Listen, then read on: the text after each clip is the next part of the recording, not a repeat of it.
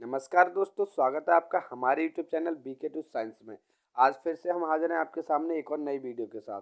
तो दोस्तों, आज हम क्लास 9th की साइंस का चैप्टर नंबर 6 का वीडियो का पार्ट 2 लेकर के आए हैं। ठीक है, जो कि है टिश्यूज़, यानी कि टिश्यूज़ का जो पार्ट नंबर फर्स्ट है वो हम पहले ही कवर कर चुके हैं। हमने पार्ट नंबर फर्स्ट में यानी कि प्लांट टिश्यूज़ को डिटेल में कवर किया है। तो दोस्तों, आज हम कवर करने वाले हैं आपके प्लांट टिश्यूज़ तो डिटेल में कवर कर चुके हैं। आज हम कवर करने वाले एनिमल टिश्यूज़ को, यानी कि एनिमल टिश्यूज़ जो होते हैं वो कितने प्रकार के होते हैं, कहाँ कहाँ कौन सा टिश्यू किस किस पार्ट में देखने को मिलता है और इनका फंक्शन क्या होता है, यानी कि इनके वर्क क्या होते हैं।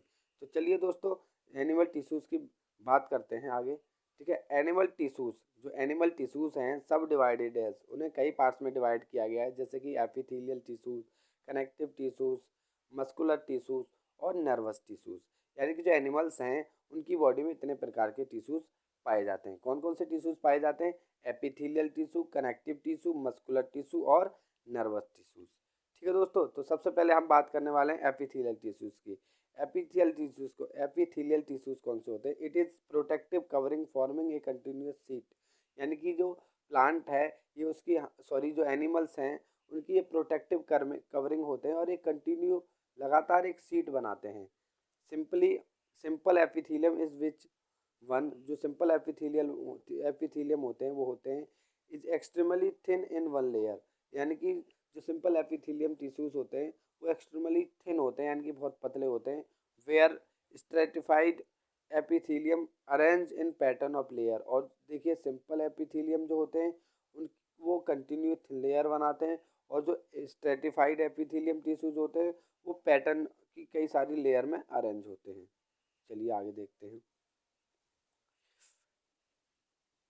Depending on shape and function they are classified as.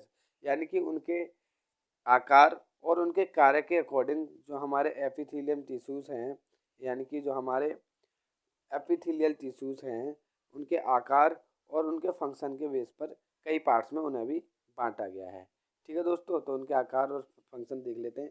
देखिए, फंक्शन जो होते हैं एपिथेलियम टिश्यूज के, स्क्वैमस एपिथेलियम, यानी कि जो एपिथेलियल टिश्यूज हैं उनका एक पार्ट स्क्वैमस एपिथेलियम है। इसका काम होता है in the lining of mouth and oesophagus. यानी कि जो माउथ और एजोफेगस होता है उस पर लीनिंग कवर करना, यानी कि लेयर्स बनाना उसके बाहरी तरफ से। ठीक है, उसके बाद है सेकंड क्यूबोइडल एपिथेलियम। इनका काम है लीनिंग एंड किडनी, यानी कि जो किडनी और ट्यूबल्स और सेलिवरी ग्लैंड होते हैं उनकी लाइनिंग बनाना। ठीक है, उनको कवर करना।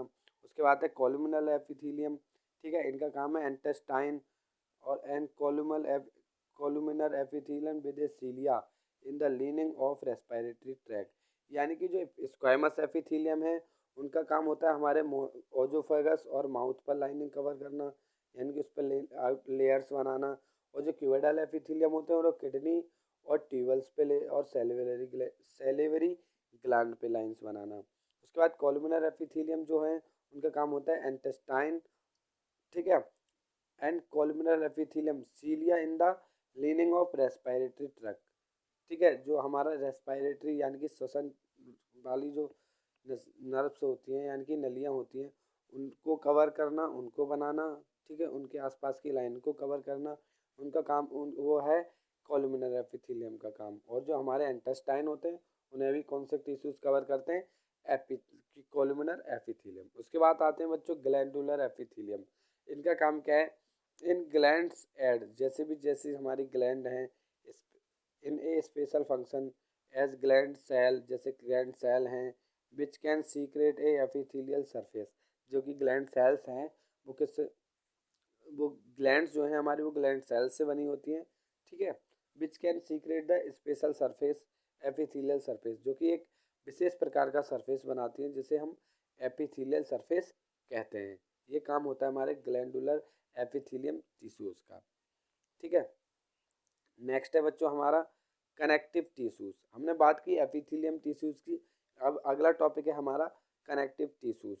Connective tissues 5 type. जो कनेक्टिव टिश्यूज होते हैं दोस्तों वो 5 प्रकार के होते हैं। उनमें सबसे फर्स्ट नंबर पे आता है ब्लड, यानी कि जो हमारे अंदर रक्त यानी कि खून जो पाया जाता है उसे ब्लड कहते हैं। ठीक है, वो एक कनेक्टिव टिश्यूज़ का ही टाइप है, यानी कि ब्लड ब्लड जो है हमारा वो एक कनेक्टिव टिश्यूज़ है।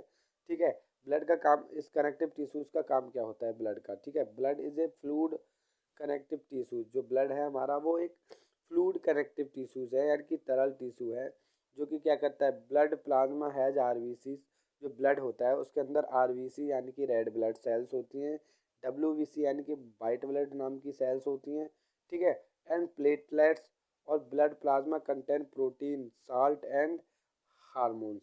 यानी कि जो हमारा ब्लड है, ठीक है, वो एक फ्लूइड कनेक्टिव टिश्यूज है जिसके अंदर ब्लड प्लाज्मा होता है। जैसे ब्लड प्लाज्मा जो होता है उसमें पाई जाती हैं आरबीसी यानी कि रेड ब्लड सेल यानी कि सफ़ेद कलर की सेल्स।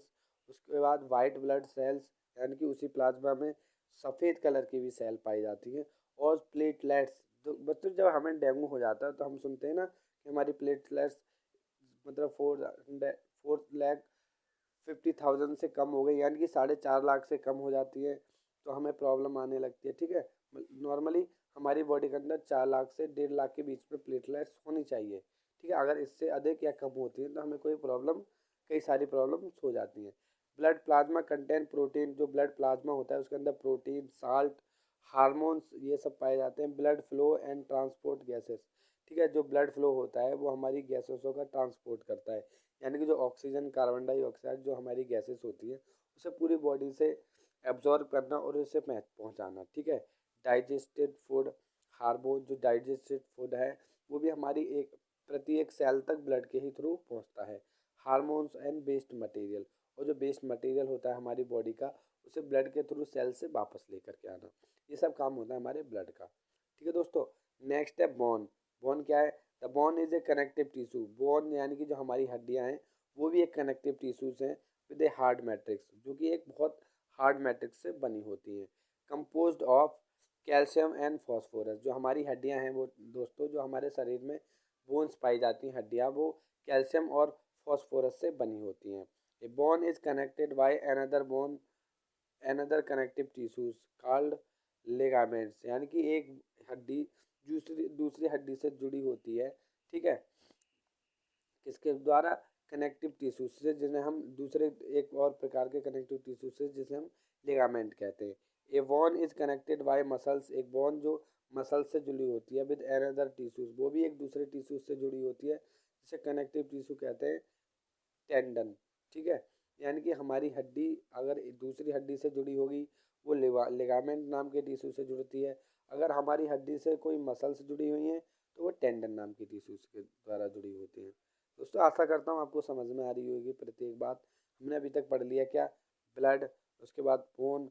अब पढ़ेंगे दोस्तों थर्ड नंबर का जो हमारा टिश्यूज है वो है कार्टिलेज। ठीक है, the cartilage is a connective tissue. Cartilage भी एक कनेक्टिव टिश्यू है विद सोलिड मैट्रिक्स, जो कि कैसा है होता है? सोलिड मैट्रिक्स का, जो कि कंपोज्ड होता है प्रोटीन और शुगर से। यानी कि जो कार्टिलेज टिश्यूज होता है हमारी बॉडी में वो शुगर और प्रोटीन से बना होता है। It commonly seen in nose, ear, trachea and larynx. ये हमारी नाक, ठीक है, कान, ट्रैकिया और लैरिंग्स में देखने को मिलता है हमारी बॉडी के अंदर। ठीक है, उसके बाद आते हैं हमारे एरोलर कनेक्टिव टिश्यूज। ये क्या है? It is found between skin and muscles. यानी कि जो हमारे शरीर की, बॉडी की स्किन और मसल्स होती है ये उसके बीच में पाया जाता है। कौन सा टिश्यूज पाया जाता है दोस्तों? Areolar muscular, areolar connective tissues. ठीक है, अराउंड ब्लड वेजल्स। और जो ब्लड वेजल्स होती हैं हमारी खून की नलियाँ होती हैं उनके आसपास भी पाया जाता है। It supports internal organ. यानी कि जो हमारे बॉडी शरीर के अंदर के ऑर्गन जो होते हैं उन्हें सपोर्ट का काम करता है। And aid repair of tissues.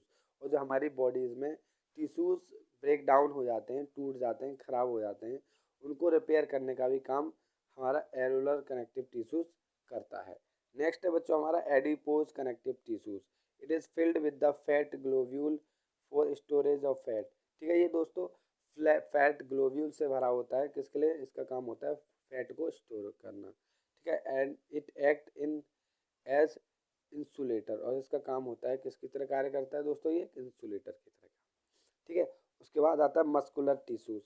They have special contractile protein responsible for movement. ठीक है दोस्तों, कॉन्ट्रेक्टाइल होते हैं रबड़ की तरह खिंच जाने वाले टिश्यूज।